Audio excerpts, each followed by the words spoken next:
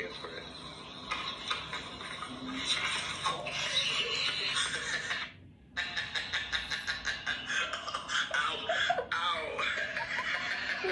அந்த தர்பூசணிக்கு ஒரு ஏத்தத்தை பார்த்தீங்களா?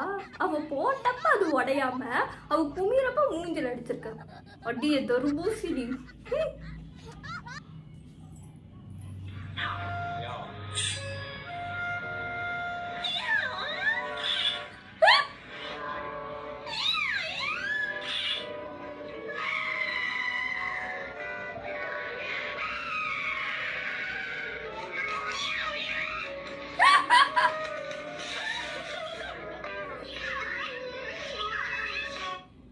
உமன் ஒரு நீயா தான் சொல்லியிருப்பா. அதுக்கு ஹாய் அர்த்தமா பாய் அர்த்தமான்னு தெரியல.